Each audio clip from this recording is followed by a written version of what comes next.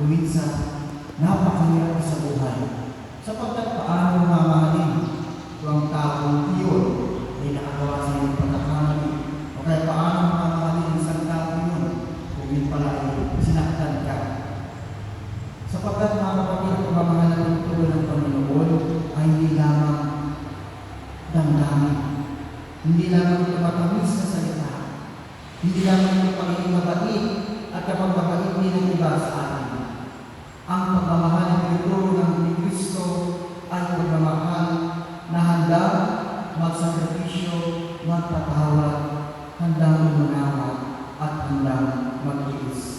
Sa panahon natin ngayon, maraming tao ang sugatan ang puso.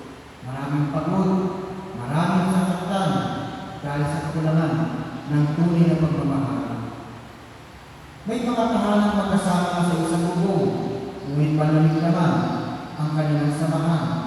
May mga magkakapamilya na hindi nagpapansinan o kaya nagkikiguan.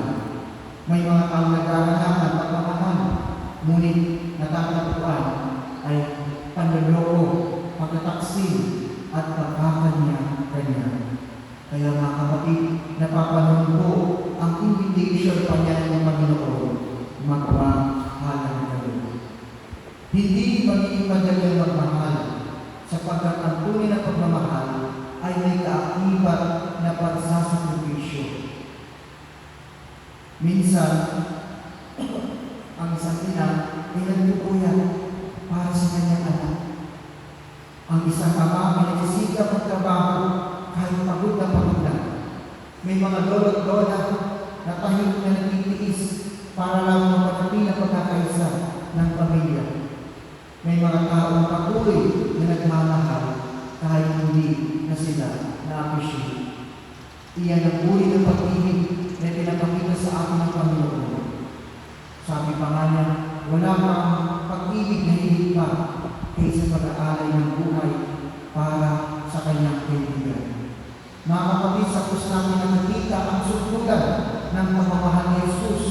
Hindi lang salita ang kanyang pag-ibig, inialay niya ang kanyang sarili para sa atin. Sabi ko nga, hindi nabigay ng ulo, kamay, paa ang ating Panginoon. But ibinigay niya kanyang buong sarili for us, para sa atin. Inialay niya kanyang sarili para sa atin. Tinanggap niya sa sakit, kahihiyan, at kamatayan upang tayo lahat ay maligtas.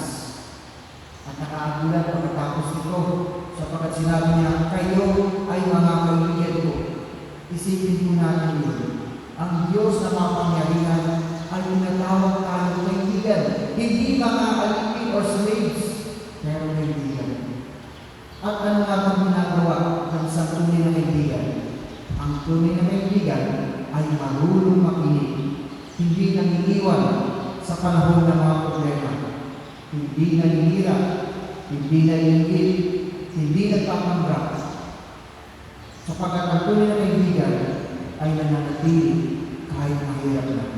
Ganyan si Jesus, kahit ilang beses tayo nagkulang, hindi niya tayo iniwan, kahit tayo nagkasala, patuloy niya tayo minamahal at hinihintay na magbalik loob.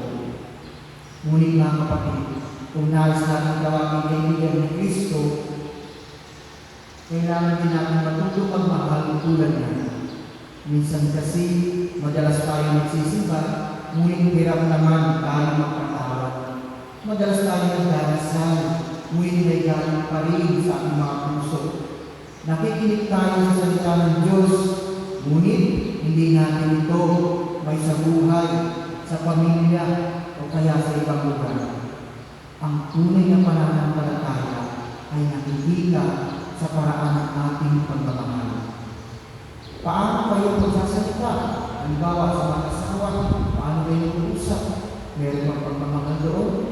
O kaya paano kayo makitungo sa inyong mga anak? Marunong pa ba kayo mag-unawa?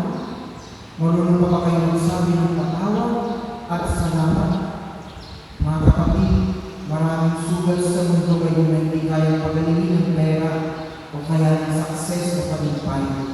Ngunit kayang pagalingin ng tunay na pagmamahal. Minsan, tapos ang humiliyak ito sa isang kwento. May isang matandang ina na araw-araw naghahanda ng pagkain para sa kanyang pamilya. Tahimik lamang siya kapag kumikilos. Walang reklamo, wala rin hinihingi kapalit. Isang araw, sinabi ng kanyang anak, "Ina o ma, salamat po sa lahat." Napaluha na lamang ang ina at sabi, "Bakit?" Sapagkat ang tunay na pagmamahal madalas tahimik, hindi naghahanap ng papuri at papuri na nagbibigay ng sarili. Ganyan din ang pagmamahal ng Diyos sa atin. Tahimik, ngunit tapat. Hindi nagsasawa, hindi napapagod magmahal. Kanang araw na ito, inaanilahan tayo ng Panginoon na suriin ang ating mga puso. Una, may tao ba tayong kailangan patawarin? Ikalawa, may relasyon bang kailangan ayusin? Ikatlo, may kapamilya bang matagal na hindi natin tinatausap? At panghuli, may pagmamahal na dapat natin pakita kaysa itago. Mga kapatid, hindi tayo magiging tunay na lagay ni Kristo kung wala tayong pagmamahal. Sa huli, hindi tayo tatanungin ng Panginoon kung gaano tayo sikat, gaano tayo kayaman o katalino. Ang pinakamahalaga ay ito, natuto ba tayo magmahal? Kaya hindi natin ngayon sa Panginoon ang pusong marunong magmahal, ang pusong mapagkumbaba, ang pusong mapagpatawad, at ang pusong mawain. At tulad ni Jesus, matuto sana tayo magmahal, hindi lang sa salita, kundi sa gawa, at gayon din sa katotohanan. Amen.